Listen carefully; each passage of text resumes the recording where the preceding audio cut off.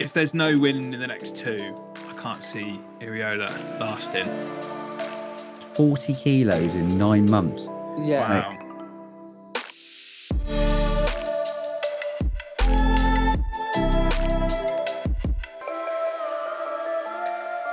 Welcome to Lose to Win, the podcast with me, Jack, and my good friend Ben. Unfortunately, no Josh this week, but we've got superstar Ben. How are you, mate? Good evening, buddy. I'm very well. How are you? Good, thank you, mate. How's the cold? How's the man flu treating you? Well, if only it were a bit of man flu. Unfortunately, I was struck down hideously with the dreaded COVID over the weekend after being out celebrating with the Mighty Blues and a few others over the weekend. Nothing to do with celebrating a little too much then? No, I wish it was. I did have a slight hangover, I'm not going to lie, on Sunday, but yeah, I felt so terrible. So you should. I felt so terrible. I thought there's something not quite right here, so I took a test, and lo and behold, the dreaded COVID have got me. So I've been off work this week, and I've been a bit rough. I took another test today, and I'm still positive, sadly, but feeling a bit better. So I'm here with you to talk about how wonderful the mighty Ipswich Town are. And other things. Yeah, absolutely. Yeah, fair play. Thank you, mate, for joining us, and hopefully it's a welcome distraction from not feeling very well. Yeah, I've been, like I was mentioning earlier, I've been here, there, and everywhere this week so far with work, which is in my line of work in sales. It's not necessarily a bad thing. It's very good to be busy. Yeah, it's just spinning multiple plates with family life and whatever else is going on, and yeah, it has its challenges, but nothing that is too painful. Are you away at the moment? I am, yes. I'm in Kettering this evening. I'm in a hotel, so it is nice and peaceful and quiet here. What a glorious place to be visiting. I've not seen a lot of it. I turned up in the dark, and I'll be leaving tomorrow morning to go to the Weetabix factory in the dark. So yeah, we'll see. I'm sure I'll get some of it, but yeah, it is. It takes me to some weird and wonderful places, and the Weetabix factory is where I am tomorrow. Nice. Yeah. So what I want to do today is, with previous pods, we've had guests that you and I and Josh know really well, but we've actually reached out a little bit further and found a few people that are interested in telling us their story. And one of which is a chap called Kelvin, who has very kindly joined us this evening for a chat. So first off, welcome, mate. How are you doing? Yeah, great. Thanks for having us. Yeah, very good at the moment. Hello, mate. Thanks for joining us. Yeah, well, I think I did have what you've got a couple of weeks ago. I've just come into the end of it now, so yeah. Oh, bless you, mate. There's a lot of it going around, isn't there? Yeah, it's grim, isn't it? It's still a thing, year, though. Isn't it? Still a thing. Yeah. So what we want to do, Kelvin, if you want to start off by introducing yourself, which Man v Fat group you belong to, give us an idea of who you are, and then we'll do some little icebreakers after that about your team you support, favourite player, and sort of memories from there as well. So the floor is yours, mate. It's all yours. Yeah. So yeah, obviously my name's Kelvin. I'm part of the Worthing group, which only started at the end of January this year. I think it's the 30th of January. It all kicked off down here. So we've just completed our second season, just about to go into the third, but we're having a bit of a reshuffle because the teams are a bit uneven, and with numbers and things like that. We've only got the 4 teams down here at the moment, but yeah, it's going good. There's a good bunch of boys, and yeah, we meet up as we play as well. We have a night on a Monday, and then we get together as well, and either one week on a Wednesday, 1 week on a Thursday. So I've literally just walked through the door from playing. So nice, yeah, all good. Wicked. How do you find? So our night's on a Friday for context. How do you find it being on a Monday? Obviously, some of us, including me, let our hair down a little bit at the weekend and know that we can work through the week and work it back off. Yeah, I mean, for me, it doesn't make any odds personally. But I know I think some of the boys are kind of like do like to go out on the weekends, and yeah, so sort of come on Monday, it's probably not the not the greatest day to have it. But I suppose if you've done the hard work during the week, it shouldn't really make too much of a difference. Yeah, there we go. Yeah, I think that's kind of the way most of them look at it. We've got a few boys who kind of to be honest, we've been going for a few months, and there's probably a few of them are pretty much the same weight as when we started. Yeah.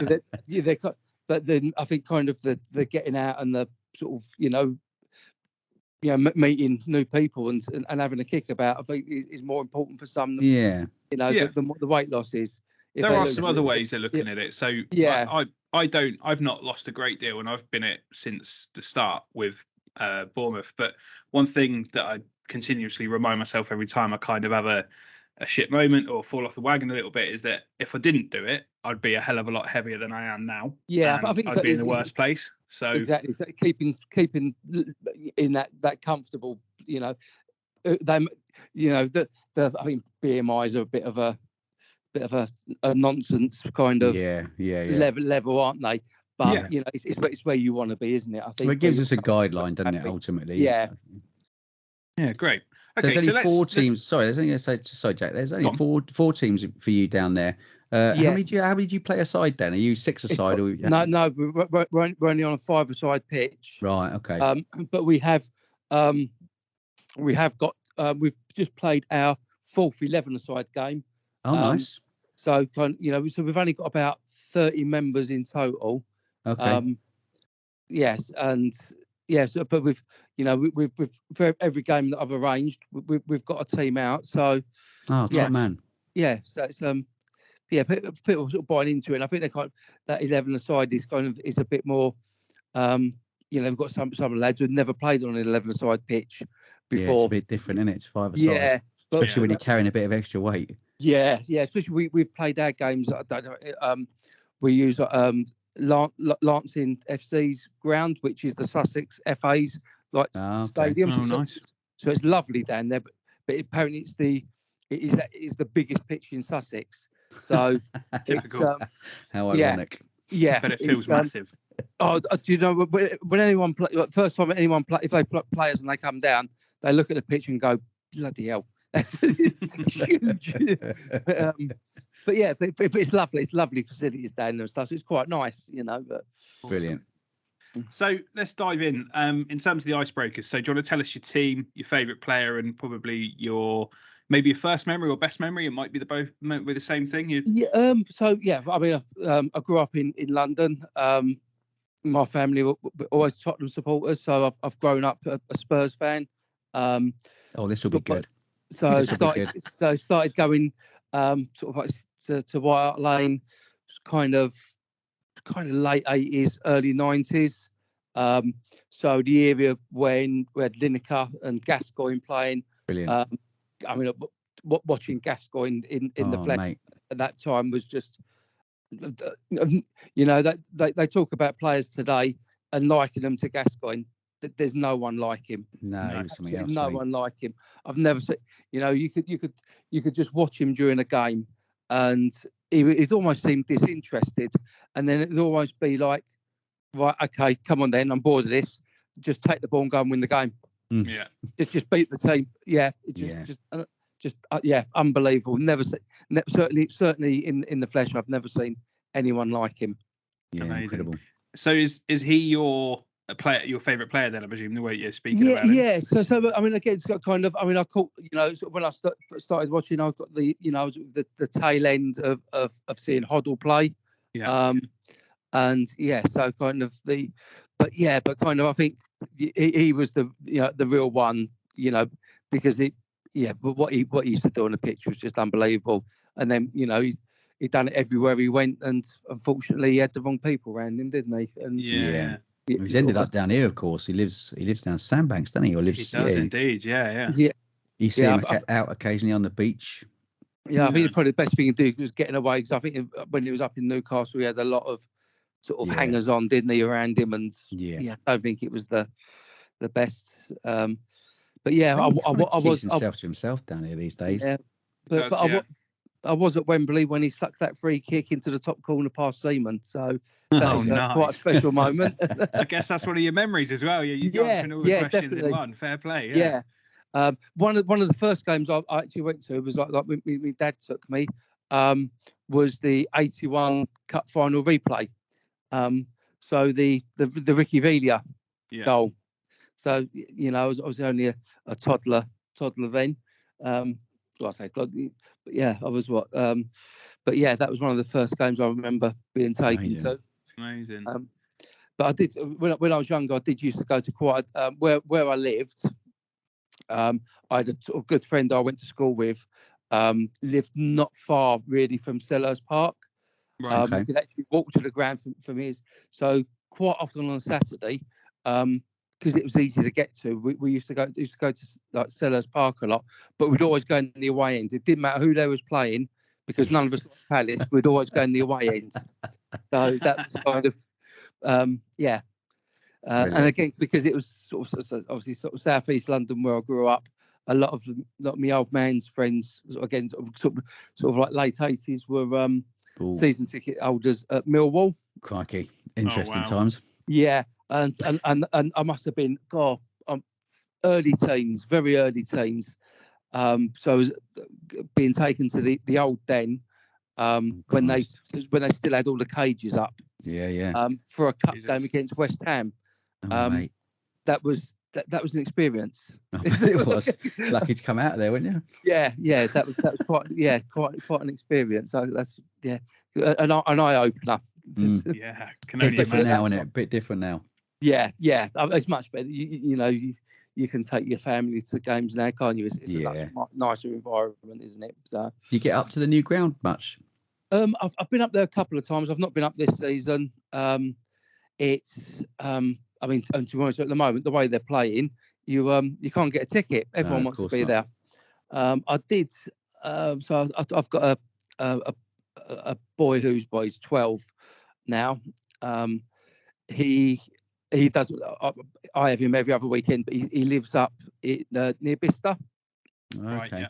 And he comes down to us every other weekend. And a few years ago, he come in 1 week. I had him 1 weekend, and he started talking about being a Liverpool fan. Oh God. So I was my response to that was actually it's illegal. You're not allowed to. I told him that it's actually the law that you have to support the same team as your dad. And it was when we was playing at Wembley. So I got tickets. I took him to a couple of games at Wembley. I took him there, and that was it. He was so as I took him there, in the Spurs end, that was it. He was done. Good. Impressionable time though, that I think, isn't it? Yes, sort of early teens. That's the time when they start kind of pick a team. Yeah. So it was a few years. So it was about 8 or 9 when he sort of come out with that, and I was like, nice. I was like, no, that's not fair play. Well done. Because that could cause all sorts of problems in the future. Yeah, I mean, Liverpool, God, no. Mate, be thankful. My son wants to be a Blackpool supporter, so there you go. Oh wow. Well, that's a random one, isn't it? Yeah. Well, my wife's family are all from Blackpool, you see, so they all support Blackpool. I've tried from a very early age to get him in the Super Hoops, but he always leans towards. It's the colour of the shirt, I think, mate. I think that's what it is. He's only 7, so he's still impressionable. I'll still turn him. I remember as a kid at one point, again, sort of like during the 80s, I wanted to be a Watford fan because I liked their shirt. Obviously, my dad told me in no uncertain terms that wasn't happening. So. Brilliant. Yeah. How are you finding it at the moment? You must be on cloud 9. Yeah, just kind of. You know what? It's just so nice to be, not watching that, sort of negative football. Like you're scoring a goal and then I'm sitting back all the time. It's just. You'd be all over teams, score a goal and then sit back and invite them on. Now it's kind of like they score and they just keep going and keep going. And do you know what? If they concede, it don't matter. They just it's like he's old Ange is like a breath of fresh air. He really. What do you think about losing Kane? Do you think that's been the catalyst, part of the reason that he started to play a bit more freely? I mean, looking at the way that he, we're playing, kind of. There is an argument whether Kane would really fit into the formation and the way. I mean, don't get me wrong, Kane was he's a great player, isn't he? But but I think with Son up front through the middle, he's putting him in the back of the net, isn't he? Scoring the goals. He's doing all right, isn't he? Yeah. I mean, don't get me wrong, you'd rather he didn't go. If he's going to go anywhere, going abroad, as is kind of is the best scenario, I think. Yeah. Imagine if he got to Arsenal. He would never do a Judas. Never do a super soul. There's been a few, hasn't there? Sol Campbell, he did it. Who He else? was the worst for it, though, wasn't he? Didn't Yeah, he? the thing is with him, what it was that he had that interview and he come out and he said, "I'm staying. I'm signing a new contract." Wasn't it? If he said no, I'm going. Because there's been plenty of. I mean, over the years, there's been plenty of players who have played for both, gone. Yeah. Either way. I mean, you take like Jennings is a legend at both clubs, isn't he? There's, but I think it was the way he done it and the way that he come out and said, no, I'm signing, and then done that. That was kind of, I don't think he'll ever be forgiven for that. So do you reckon Kane will come back? Do you reckon he'll finish his career there? I don't know. I mean, I That's think the kind talk, isn't it? I think kind of going out there if he stays out there for 4 or 5 years, because I mean he's 30 now, isn't he? 29, 30. Yeah, he's in his 30s now. Yeah. So kind of what's he going to be in 4 or 5 years' time? But I suppose they played less football, didn't they? They have the winter break. It might be give him an extra couple of years. I think I heard that actually on the radio earlier on, saying that because obviously we've just got the Euros, haven't we? In 2028. 28, yeah. And I think he'll be 34 then, or 30, I think is he going to be 34? Yeah, then? he will. Yeah.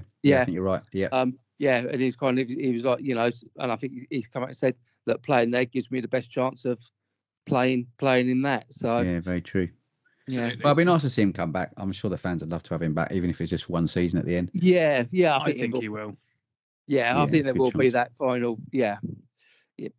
It's obviously very difficult for an Arsenal fan to admit, but I struggle to find anything that I dislike about Spurs at the moment, bar probably Romero at the back. But you know what? If he played for you, you'd love him, wouldn't you? Oh, absolutely. Yeah, he's like your he's like your Bruno Fernandes and your Martinez for United, and players like that you definitely prefer on your team than against you. Yeah. But you know what? But this season he seems a lot, because he was very rash. He's been very rash, hasn't he? Definitely calmed down, hasn't he? Yeah. But I don't know whether that's having this new young lad alongside him. Helping him out. Because he's coming. What is he? 20, 21, 22. And he's just slipped straight into the Premiership like he's been playing there forever, hasn't he? Well, we were talking about the back four, Spurs' back four a couple of weeks ago, and they're quite special, really. They've got a lot of pace down the wings. Udogie and Porro on either side, and then Van der Ven and Romero in the middle have just been outstanding. So, do you know what I'm looking forward to is like Bentancur coming back in. Yeah. Well, you were talking about that, Jack, weren't you? Quality player, isn't he? Yeah. Yeah. But when he comes back in, I think that'd be. I think there's a couple of injuries, sort of like niggling in. Hopefully in January, the old Levy might put his hand in his pocket and but if it doesn't, they get a couple of more right players in, then I don't think we're going to be at the top come the end of the season. But you know what? So what's the depth like? We were talking about that last week, I think, actually, about the depth of the squad, because obviously Tottenham are playing very well. But what happens if you do pick up a few injuries? I mean, to be honest, I think again, Maddison, for money we pay to Maddison, outstanding. And again, watching him play, obviously a lot closer than I ever have done before. He's class. Yeah, definitely. But when he's coming off, who is there? You lose that bit of it. There's that sort of bit, that bit of guard and creativity what he brings. Definitely. But yeah, I mean, just hopefully, I've just what I've seen, on social media and listening on the radio. I think that like Holberg and Dyer will be going in January. Right. But to be honest, I think Dyer's been there too long. I think he should have, a couple of years ago when they was talking about, I think United giving us silly money for him, we should have taken it. Yeah. He basically refused to come to Bournemouth as well, didn't he? I read that he was offered up in a swap deal because I think you wanted Lloyd Kelly.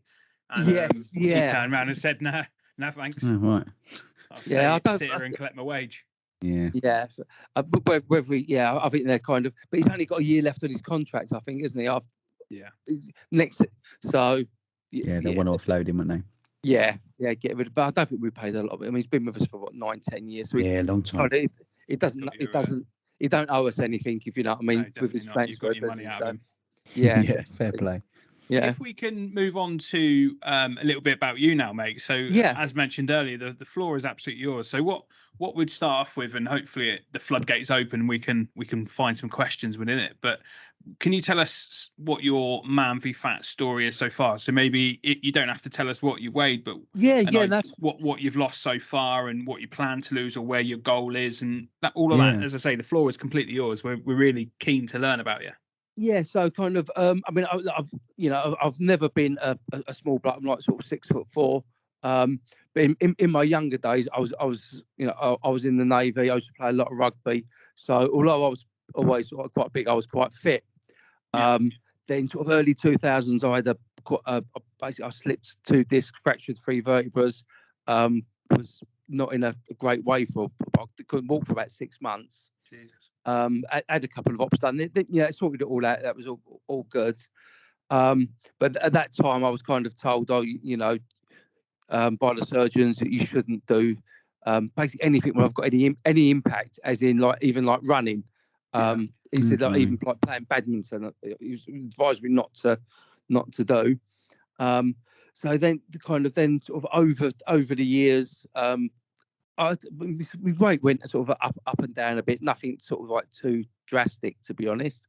And then as you start getting that bit older and sort of getting north of 40 and stuff, I know it well. It just seemed to be going on and not shifting. And then and it kind of almost, I suppose, sort of like snuck up on me. If anyone was put by, it was all of a sudden, like one day, you're like, bloody, I'm struggling to tie my shoes up and things like that.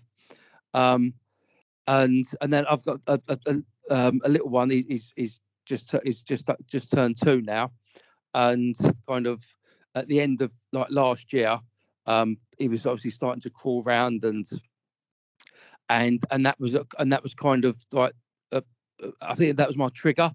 I was like, no, I want to be able to get down on the floor and play with him and mess around with him, and as he's getting older, being able to kick a ball about and things. So and then I think it was probably on like Facebook or something. I saw an ad for like Man v Fat Worthing, and I thought that sounds like sounds like a good idea. So I signed up for it sort of like at the middle of January. They weren't starting till the end of Jan, but a couple of the boys who had been on the waiting list waiting for them to start had started playing on a Monday night. So, nice. So I went down. So I had about played like twice, I think, before we actually started. And it was I don't think I hadn't kicked a ball in probably 25 years plus. In anger, and it hurt. I was walking around for 2 days like John White. I've been on a horse for a month. I was like kind of, and then I didn't really do anything. I thought I didn't do. I didn't move much in those games. So I started that, and I was so at the first weigh-in, I was 28.5 stone. Wow. Right. And so kind of, and I was so winning. So I'm on the blue team down here, SS Fat CO. We are nice. And I'm the team captain. Nice. Ended up with that. So I was very much kind of on the other boys' cases. And I thought, well, if I'm on their cases, I've got to make sure that I'm doing things right myself. One of the biggest things for me, I downloaded the NutriCheck app. Okay. And I've just become, regardless of what I've had, it goes on that app. So, and very, very quickly, I started looking at food in a different way. And I think for me, I was making sure that I've never thought that I'm on a diet. Yeah. If I want to go out, I'll go out. but I've stopped doing things like if I'm popping out, if we go out at lunch, go out for lunch one day, rather than having 1 or 2 pints, I'll just have a Diet Coke. I've got into that mentality of what's the point of having 1 or 2 pints? Yeah. If I go out and have a drink, I'll go out and have a drink. Yeah. But sort of cutting things like that out, and I think using the app has really helped me. So now gives you that kind of accountability, doesn't it? When you're writing everything down. And it makes you kind of look at things in a different way. You kind of look at you look at a burger or something like that, and you look at what's in it, the fat content and things like that, and you're like, until last week, I hadn't had a burger, but I hadn't made myself. I quite enjoy cooking, so I do a lot of the cooking, indoors. But yeah, no, I've done. I've just hit like 40 kilos, so you've lost 40 kilos. Yeah, so yeah, I'm down to. Wow, mate, that's amazing. Just above 22 now. So yeah. So that's when's that? Since middle of January. So what? Nine months. 30th of January we started. So just over 9 months. Yeah, 9 months. 40 kilos in 9 months. Yeah. Wow. Mate, that is absolutely incredible, mate. Absolutely incredible. Yeah, no, it's good. I mean, I realistically, I want to get that, But what I did, I set myself kind of smaller targets, because I was, almost like when I get to the half stone mark, then I know that's a full stone that I've lost. Then once I've hit that, then I want that first number to change, to go down. That's kind of the way I look at it. Like I say, even at my sort of like peak of my fittest, I was probably still in excess of 18 stone. Right. So what's your ideal weight? What do you want to get down to? Do you know what? I think where I've got to now, I want that 20 to be a 19. Right. And then when I get there, I'll see how I feel. Yeah. What size clothes I'm in, and decide from there. Whether I think that's. You've got to feel comfortable, don't you? Yeah. I mean, to be honest, if I went off my BMI, I think I should be like about 14, 15 stone. Wow. I think there's a few of us like that. Yeah, and I've not been that since I was about 11. No, quite. So, we've got a great bunch of guys down there now. We do a lot of stuff sort of outside of the football together, and none of us knew each other beforehand, which is really good. We've built that community. Like, if we've got, as I'm sure that everyone has throughout the country was doing it, you've got your WhatsApp groups, and and if or quite often someone will put something in the group, does anyone need this doing or that doing? There's always someone will go, I'll give you a hand with that, or I can get that done for you. So, it's a community, isn't it? Yeah, it's really good. And like now we're going back to where we started the 11s, when we're playing the 11s games. Quite a lot of the families are coming down, to the games. Nice. So it's good. It's really good. Amazing. We started off by having a group chat, and it got quickly closed down to admin only, because we started off straight in the 16s, didn't we, Ben, if I remember correctly? So there was an awful lot of us, and there was an awful lot of big personalities clashing within an official group chat, so they changed it to admin only, so we have an unofficial Man v Fat Bournemouth chat now. That's the same with ours. Okay, maybe they do it with everyone then, but us got locked down pretty quick. We've got an unofficial one, which So we have one for the we have one for the 11s, which we've had to make admin only, so we can just post when the games are, and put polls up to see who's available, and then we've just got one where everyone just rips the out of each other in sort of thing. Yeah, absolutely. So Kelvin, how did you find it when you because you said the doctors said you should not do any sort of high impact sports now? How did you feel about when you first started playing again? Did you go to the doctors and ask their opinion, or did you just think, well, let's see what happens? That was basically it. Like, kind of, I mean, to be honest, I've been playing for about the last 4 months, 4 or 5, with a hernia. So I'm waiting for. Well, to be honest, I've just joined that benefit. Well, I've joined that Better Than Health, because you can. Okay, getting quicker. So any guys out there, like, it's like £12.80 a month.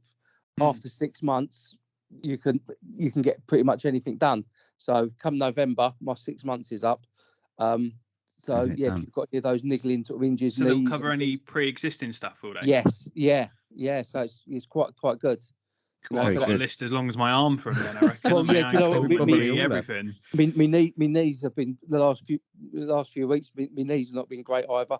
I've had those operated on over the years from playing rugby and things as well. So yeah.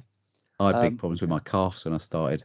They just gave up pretty quickly, both of them. Yeah, we've got a couple of lads who keep seem to be pulling their straining the calves. Yeah, it's quite a common one. I've definitely had that problem, and often that comes from a twinge in the knee. You start running different, and then your calf plays up, and then from your calf you're running differently, and your ankle starts playing up, and then your hip suddenly it's your whole leg, isn't it? Yeah. And then you retire. Yeah. One question I've got for you, mate. Did you mention that you're in the Navy? Apologies, I've got it wrong. So do you think the discipline that sort of thing taught you has helped you with how you are? Because you definitely seem to be able to do it so quickly, and as you've done, you clearly are regimented and determined and have that I think so. Yeah, I'm very much like kind of when I set my mind on something, then that's it. I'm very, I become almost like I say, talking about with the app, I've become and I think I had to lose the weight. I've become almost like OCD with it. Yeah. Mm-hmm. But I think that is kind of, sort of thing what is kind of, sort of not beaten into you, but like, installed into that you, focus, isn't it? Yeah, to like, if you're doing something, do it properly or don't bother doing it. Yeah. I love that. Yeah, we've had a couple of guys similar to that in our club actually. I remember. Do you remember Steph? A little while back. Oh yes, yeah. Steph was a big guy, and he was big when he joined, and he lost a huge amount of weight in a very, very short space of time because he was absolutely focused, totally focused on the one thing, and he was losing like 3-4 kilos every week. Until he got down to almost a weight. Sadly, he's no longer at the club anymore. He had other things he had to go off and do. But yeah, he was very much like that. He was really, really focused, and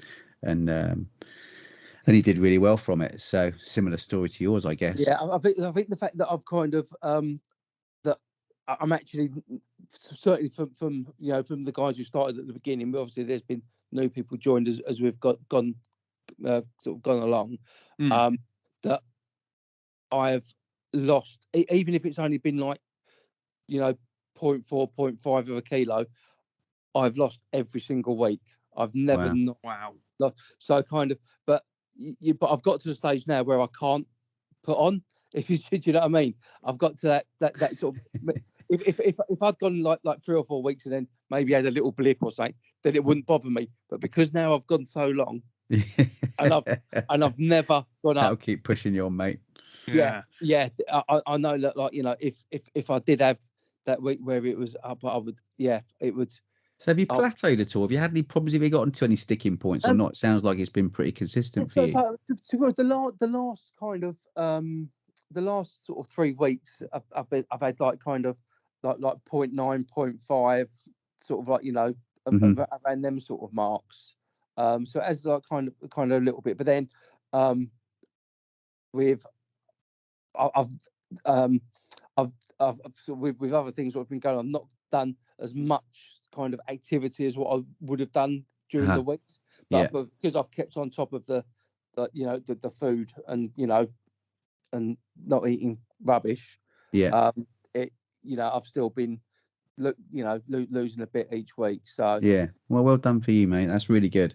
I've struggled a bit recently. I've been plateauing I've lost quite a lot of weight in the first sort of part of we've been going for just over 2 years now, and I lost my lowest. I think I lost 23 kilos overall, but I put a wee bit back on since then, and I've kind of really struggled, and I've done a bit of research into why and what I can do differently to try and change that. And basically the way that I changed my diet initially, it would appear that my body's kind of got used to that, and it's got used to intaking the various things that I eat, sort of the same thing every day. Say for breakfast, lunch, every day I have the same thing pretty much. Dinner I change sort of every day, but for the most part I eat the same things, and I've read that your body gets used to it. So in order to kickstart it, you got to do something different, and whether that's, if you're on a slightly higher carb diet, you change it to slightly higher protein, and your body will then change the way that it operates and change the way it burns the calories, and that can actually kickstart.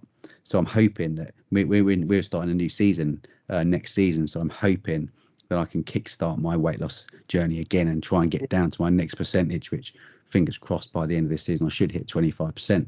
So but it can be difficult when you lose a lot of weight and then suddenly hit that plateau. I know a lot of our guys that struggle when they get to the sort of 15-20% mark. It then becomes quite difficult. People struggle to try and make that change. So yeah, fingers crossed. We'll see what happens. I think I'm around about the 22% mark at the moment. I think. Brilliant. Amazing. Yeah. So yeah, but yeah, hopefully, hopefully, if I start getting a bit more active over the next couple of weeks, it'll sort of like get up, because I think that's kind of what's been key for me as well. I've had the weeks where I've lost, like, sort of like 3-4 kilos. Yeah.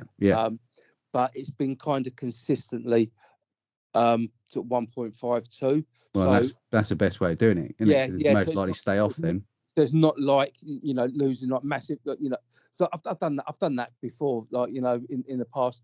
I've gone out and I know I could go out and lose a stone in a week. Yeah, but it'll go straight back on again. Exactly. Yeah. So I think that's kind of probably the difference for me this time, is that it's it's been that steady, consistent. So the key is really, if you stopped doing Man v Fat, do you reckon you'd be able to sustain it? Do you reckon you'd be able to sustain that healthier lifestyle? I think, yeah. So I think we've kind of got into the into those where it's the way I eat, the way I do is normal for me now. Yeah. So it's become more habitual now. Yes, yeah. And Brilliant. I think that's the key. I think that's the key, isn't it? Yeah. And with the lads in the team, I'm always saying, look, don't look at it like you're on a diet. Change. And we've got a couple of young lads who in our team who need to lose quite a bit of weight. And trying to get through to them, they like going to the footy a lot. And obviously, every time I go to the footy, there it's burgers and beer every time. And just think, when you're going out, what's the point of having that one beer? What's one beer do for you? That's right. What's the and trying to, but if someone told me that when I was in my sort of like 20s, would I have listened? No. It doesn't matter when you're in your 20s, though, does it? It comes off the next week. Yeah.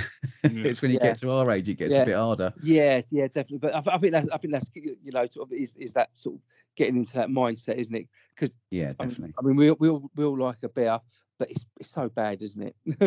Yeah, absolutely. It's the easiest way to pile it on, isn't it? Yeah, of course. Yeah. So one question, or a couple of bits actually, to kind of wrap up. You mentioned obviously having 4 teams in your league. Are you guys actively asking mates and people that to get involved, to try and push it to 6 teams? Yeah. I mean, there is that, but I think we've had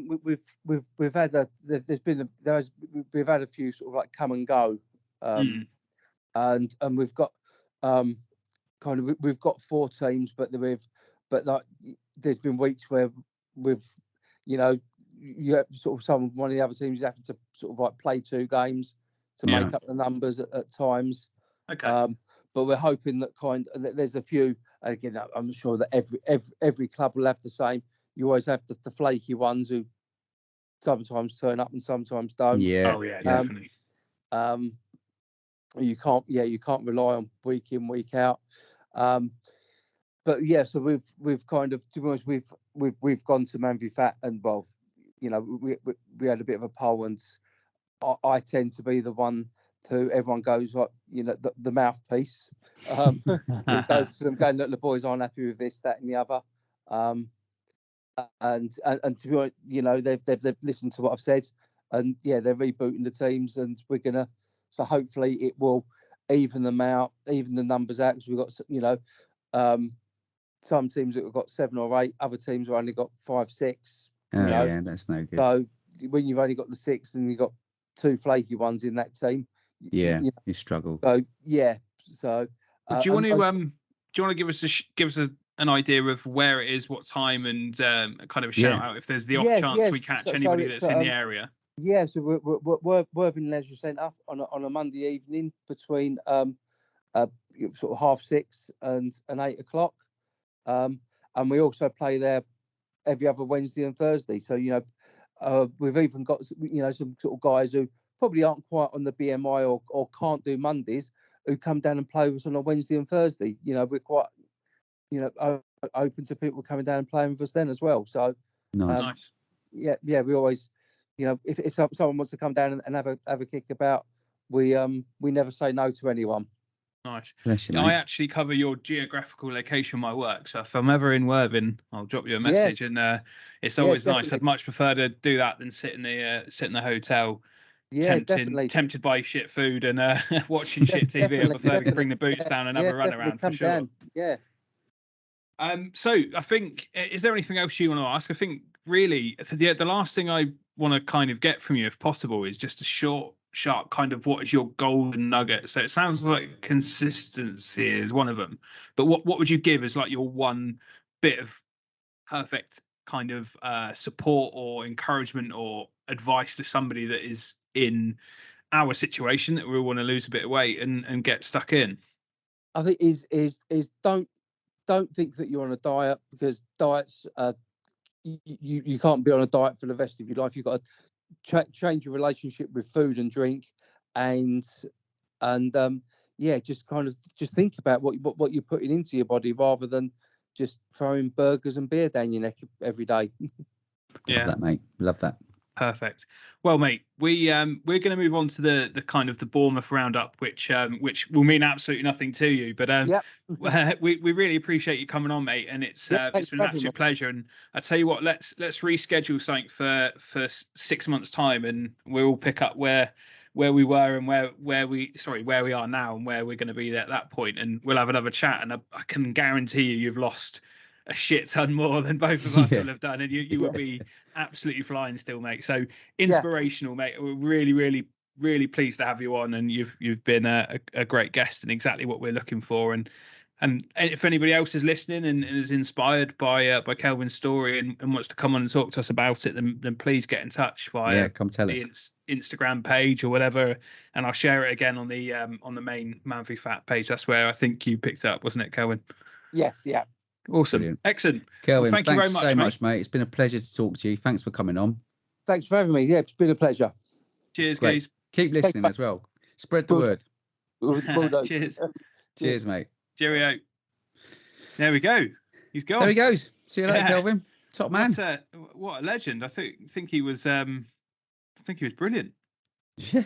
Yeah, interestingly, so from what he was talking about, a lot of the same sort of stuff that we talk about. So it's clearly working for a lot of people all over the country on the same sort of basis. So yeah, brilliant, great guest.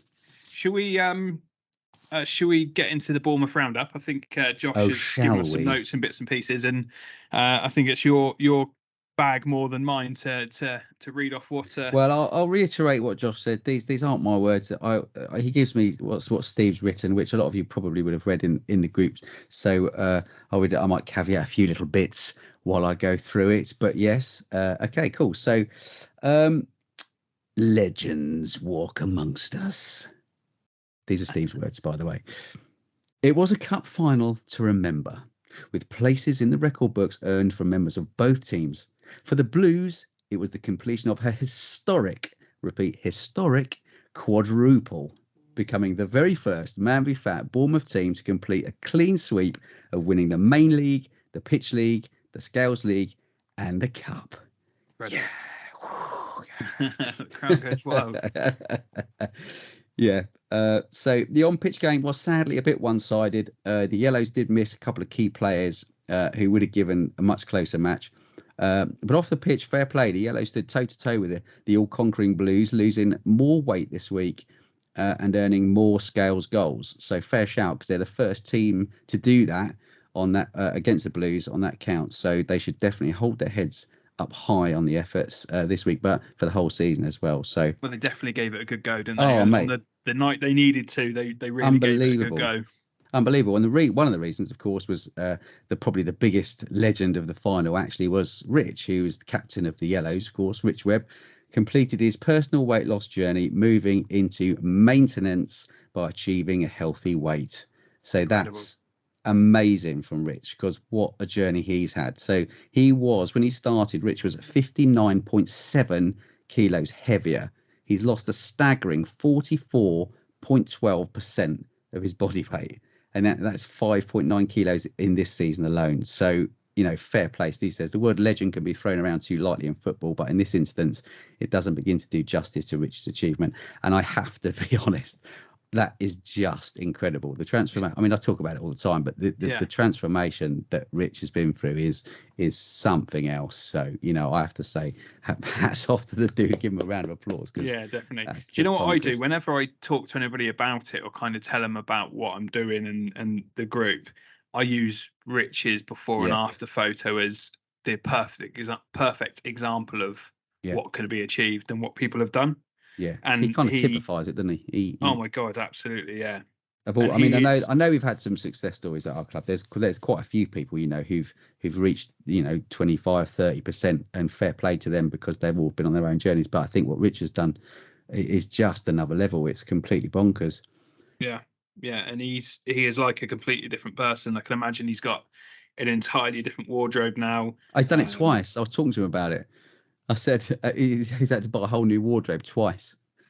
Wow, that's insane. Yeah, crazy, crazy. Well, but that's one enjoyable way of spending money, isn't it? I think. Yeah. Looking back at why you're doing it and what's going on, that must be just. And he looks incredible for it. He looks incredible for it. So big shout out to Rich. What a legend. Yeah. So Hope to get him on here one day. I know he's a man of few words and is very modest, but I'd like to twist his arm. Yeah, definitely. Yeah. So the results ultimately, it was strange actually, because we had two draws before the final. So Greens, Real Madrid 8 against your Real Madrid Whites is 8-8. So it's 8-8. What am I talking about? 8-8.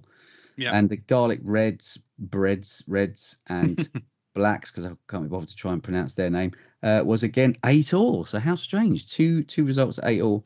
And then the mighty Ipswich Town, the Super Blues, beat Snackbar Donetsk, the Yellows, 20-13. Serious scores there, isn't it?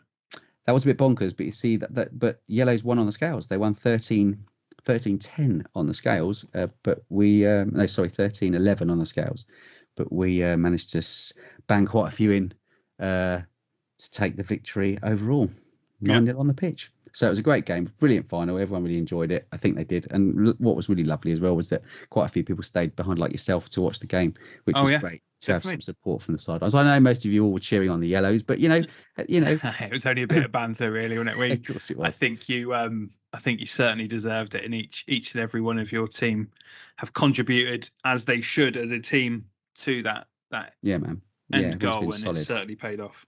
Unbelievable. So just continuing to what Steve has said. With motivational issues having their traditional last week of the season effect, we did fall short of our 200 kilo target for the league as a whole, finishing with a massively still impressive 185.3 kilos lost. So to put that into context, he likes to say that's the same weight as a sports motorbike, a full-grown gorilla, or four Kylie Minogues. He loves the Kylie Minogue thing. Kylie Minogue. He loves it, doesn't he? I think he's got a little soft spot for the little Australian. Well, don't we all? I'm not sure so much anymore. She might be a bit old for me now. Yeah, maybe. But yeah, he says it's a phenomenal achievement by the league as a whole. So well done to everyone for playing their part, and let's make next season even better. So do you want to hear some milestones? Because there's quite a few from last week. Just a quick thought. Do you reckon we should get Steve a pair of gold hot pants and see if he... I don't think anyone needs to see that. I don't think anyone for her. I don't think anyone needs to see that, nor wants to see that. Absolutely not. No. So just take that image out of your mind immediately. So here we go. Look, there was one milestone man, fittingly from the Cup winners. That's us, the Super Blues. And his milestone helped neutralise that goal bonus from Rich Webb's achievement.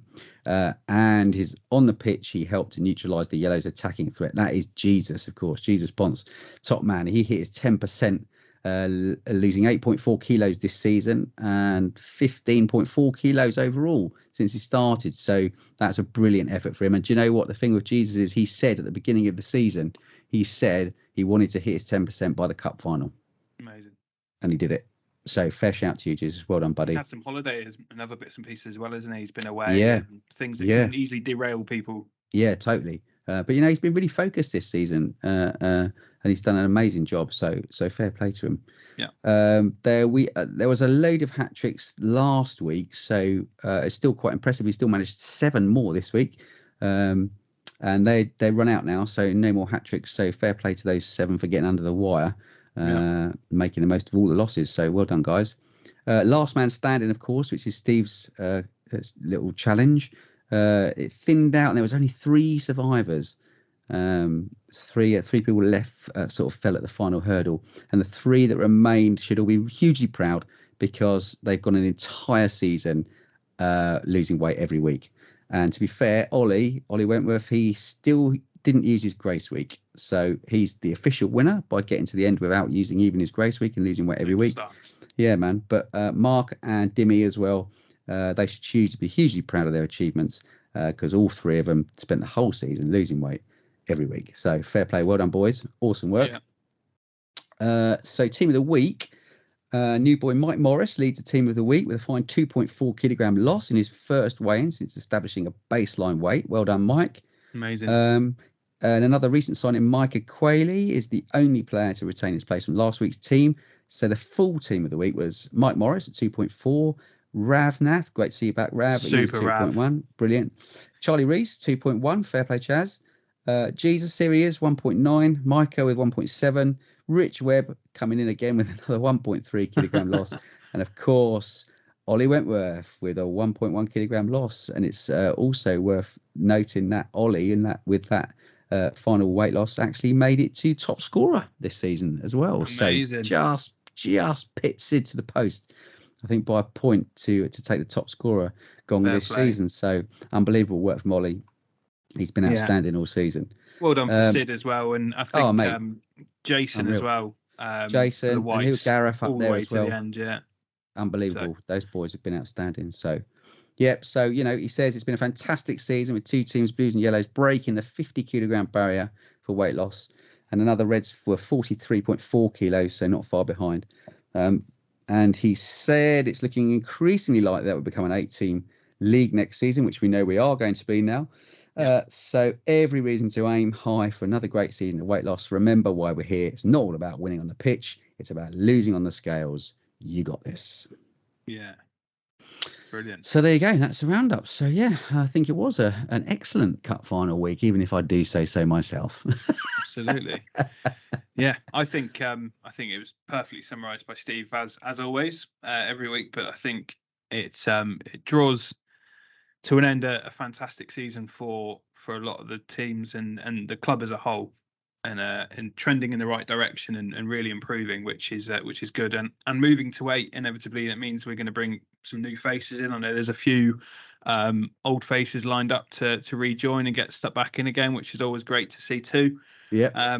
And really kind of kick on and really kind of belts and braces, work our hard way through the difficult period coming up with Christmas. That's one thing I was meant to ask Kelvin, is he's obviously not had a Christmas to deal with yet. Oh no, that's a good point. Within it, but he I'm sure the way that his mindset is he'll fly through that. But it definitely can be a stumbling block, and it's really important that you have equal measures of enjoyment and discipline at the same time. And Christmas is a prime example of where that needs to be exercised. I think the weeks like coming over Christmas, I think from what I could look on the diary when I was looking at the calendar earlier, I think we might only miss 1 week.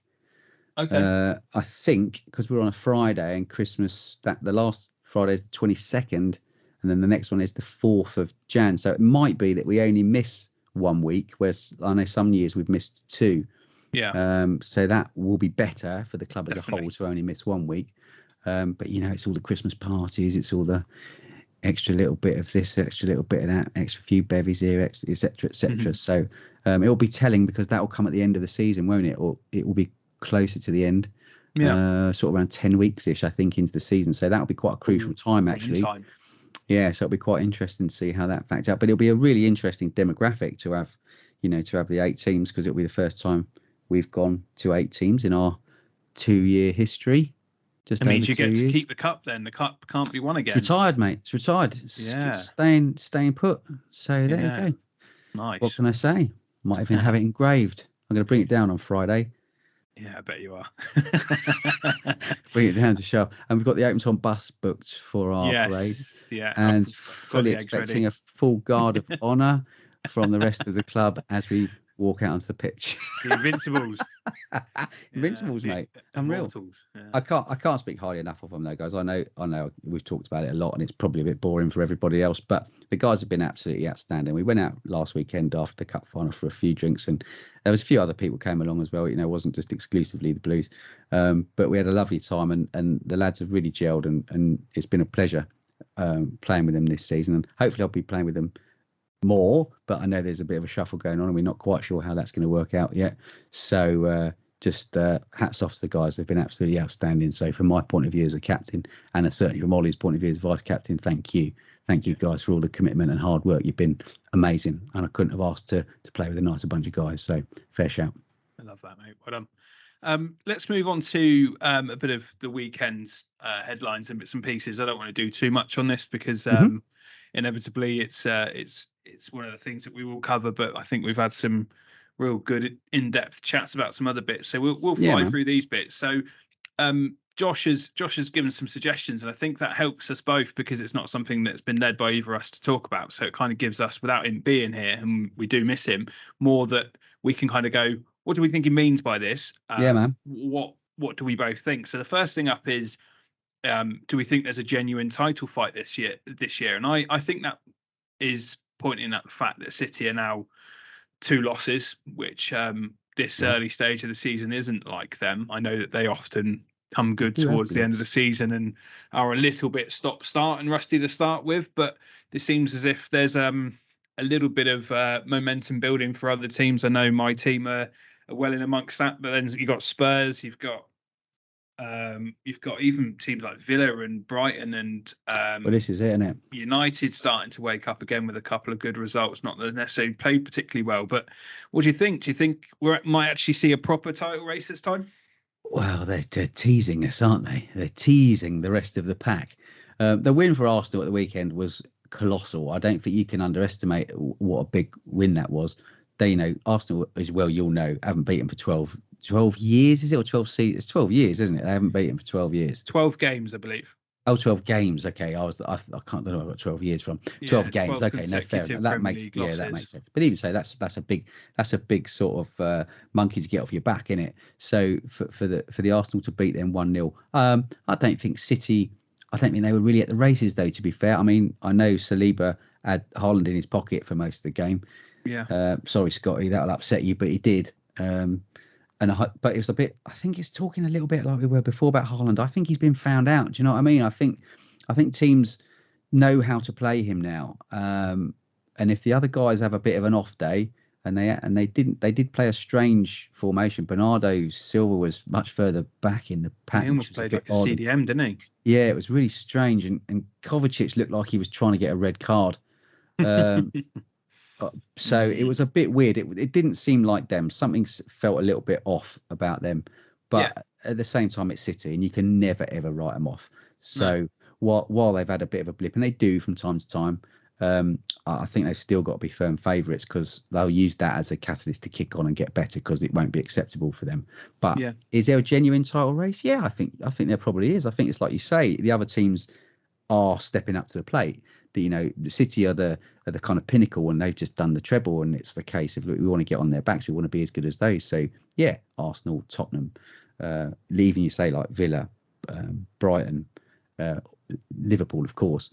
All these teams. I forgot Liverpool. Yeah, absolutely Liverpool. But it's great. I love the fact that there are now sort of 6, 7, 8 teams who are actually genuinely playing really good football and are genuinely contenders for the title. Because you'll admit last season, even though Arsenal were having a fantastic season, that no one ever really thought they might actually win the league. Oh, it almost felt inevitable, didn't it? I think It was there was always going to horrible. be a moment that it came to that.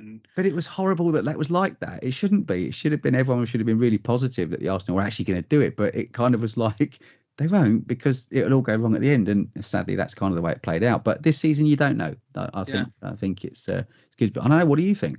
I think there's a few things that from with my Arsenal head, I think there's a few things that kind of feel different this time round, and I feel like a step in the right direction. I think this result against City, it wasn't a pretty game to watch at all.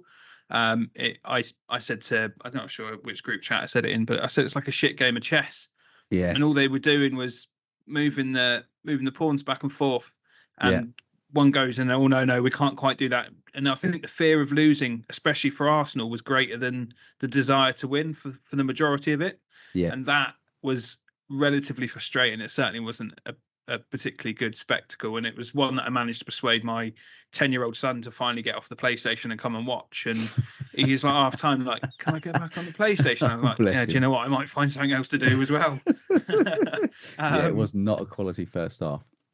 But no, yeah. But what else I'm going to say? The other side of it as well, I think there's something doesn't seem 100% right at City. I think the reaction after the game with Kyle Walker getting all pissy with the set piece coach of Arsenal, I think there's a bit of a backstory behind it, and I think he used to be the set piece coach at City, and I think where he jumped ship with Arteta, I think he's kind of he said something to wind him up, and then it was all handbags and nothing particular. But those sort of reactions kind of please me a little bit, that we're able to get under their skin and piss them off. Because normally they're like, normally their mentality is, I don't give a shit if we've lost, we're still gonna beat you to the title anyway. Yeah. It just feels like there's something different. We've gone over it several times, but the whole Raya Ramsdale situation, having Saliba fit, I genuinely believe if we had Saliba fit for the run-in last season, we would have really, really pushed City all of the way. Yeah, he's a Rolls Royce. He's 21 years old. He is just everything and more that you'd want from a player. And he is quality. He's been managed really well. They sent him out, and they knew how good he was, but they knew that they needed to get his confidence up away from the Premier League, because it is fucking brutal. You're in a situation that you sink or swim.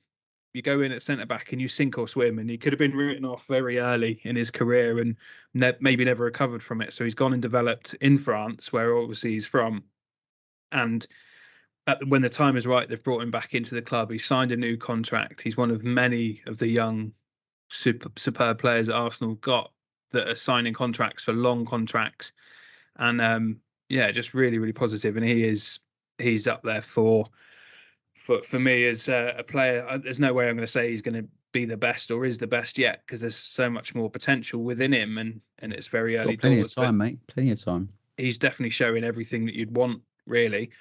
So yeah, I do think there is a genuine title race, and at least until Christmas, I can see it being very, very entertaining. A lot of them are going to play each other between now and the next international break, which is some way away now. I think March after this one. I think they disappear again. So it's an awful lot of games crammed into awful lot of time. There'll be ups and downs, highs and lows, and what we all love to see and what we all pay our money for. I think it's great for the league that there are so many more teams that are playing better football and challenging the bigger clubs. Yeah, who wants to be in a league that one team wins everything? What the fuck would you want to do that? No, terrible. That would be awful, wouldn't it? Ironically blue as well. Pep's my mentor, mate. He's my mentor. Exactly. The next bit that he's brought up is in relation to the Arsenal game, and is excessive celebrating becoming a thing. And it pissed me off a little bit, if I'm completely honest, because there's a video that's going around, because he's not the only one that's brought this up. Obviously, good old Richard Keys, the very strange chap that got sacked from Sky for whatever else he got up to in his personal life. He last season he was the celebration police on whatever shitty channel that he's on now for an Arabic state, I think. and he was kind of like the catalyst of people getting stuck into Arsenal for over celebrating whatever. But there was a video circling of the first goal against Arsenal at Arsenal last season by City, and it was Rodri, and he took his shirt off, ran into the corner with all the Arsenal fans, and was giving it the big one right in front of all the Arsenal fans. Right. And for me at that time, it was a decisive game. It was kind of like that was the moment. It was clear that City were going to win it, and it was big. But to do that away from home, first half goal, taking your top off, swinging it around top of your head and going and celebrating literally centimetres away from the away fans, I can't be told that that's not over celebrating. That's not overdoing it.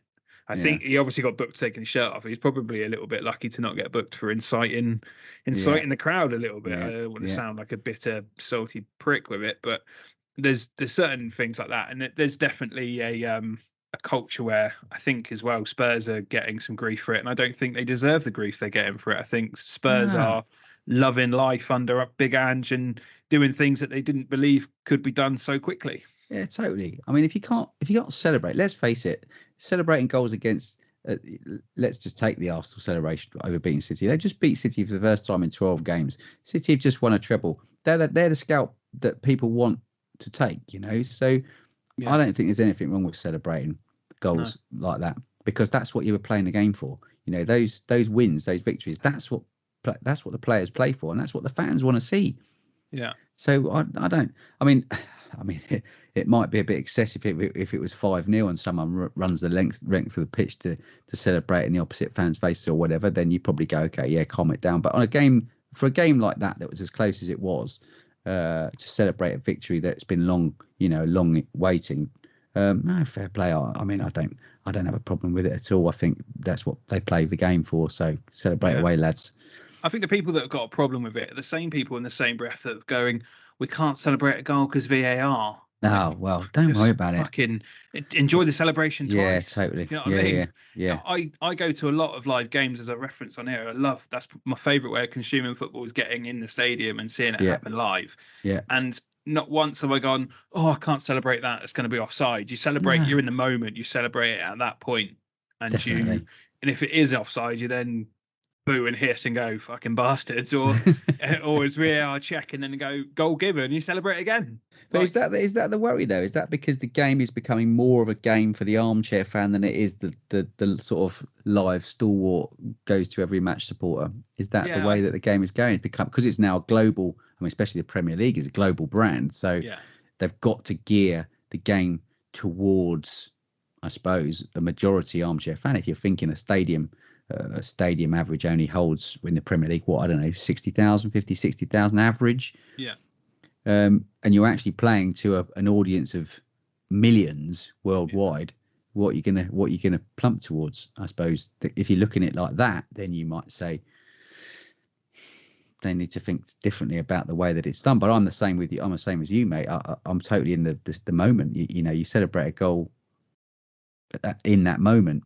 And if eventually some idiot parked 10 miles away gets it wrong and gives a free kick or whatever against the way it actually happened, then you can be bitter and twisted about it. But no, I'm all for that, mate. Yeah, definitely. I think it's definitely something that we're seeing a lot more of, and I'm here for it. I enjoy the celebrations. I enjoy teams wanting to win, and it is what it is at the end of the day. I think it's important that people do understand that it is just a game at the end of the day, isn't it? I think there's a line that doesn't need to be crossed in certain behaviours within a stadium. I remember there being, Bournemouth especially are a good example, because of such low capacity at the stadium. I remember there being, I don't want to quote any actual facts, but I remember there being something like Bournemouth could survive without any fans in the stadiums staying in the Premier League for 2 years. So the revenue that they get from the fans is pittance against what they actually earn per game, as it were, in the Premier League. I think that's a lot for the smaller clubs. I think that's the same, for a lot of the smaller clubs. And that goes back to a little bit about what we were talking about, QPR and Loftus Road. The stadium has to be multi-purpose. It has to be used for other things. So if you're not geared up for that, you can't have the other revenue streams. But I think Bournemouth is set up quite well. They do quite a lot of things in Bournemouth, like their boxing was in there, weren't there? And they do other sort of corporate things going on in there. So they've got other revenue streams coming in. So that's probably where that comes from. I think the clubs that don't have that, don't have any other way of using the stadium apart from on home match days, they really struggle. They're the ones that are in trouble, like ourselves, of course. Yeah, man. Talking about being in trouble, Bournemouth is really starting to worry me a little bit. I think this game, just gone, the game against Everton, was the first one of 3 that was kind of pinned on being very, very important for the season. And they've gone to an Everton team that haven't scored more than 2 goals at home in over a season. Yeah, kind of at the wrong time, though, wasn't it? Yeah, but they just come off the back of another good win, didn't they? So their tails were up. Yeah. That's a wrong time to play him, really. You wanted to play him a couple of games before that. And then we've got been different. Gary O'Neill coming to the to Dincourt next. Well, you know what's going to happen there. Yeah, he's going to have them revved up, isn't he? Yeah. I think he's going to want his revenge. He was very. I listened to him on TalkSport. I think it was Monday evening, and he was as he has always been, and I've got nothing against him. He was very well spoken, and he was kind of goaded in to try and say, "Oh, can't wait to beat them." By I think it was Darren Bent and Goldstein on TalkSport, and he was having none of that. He's like, it's just another game. They're like, we know it's not another game. He's like, really, it is, and it means nothing to the players. It means more to me than the players. But I don't. That's not my motivation. My motivation is another opportunity to get another 3 points. Yeah.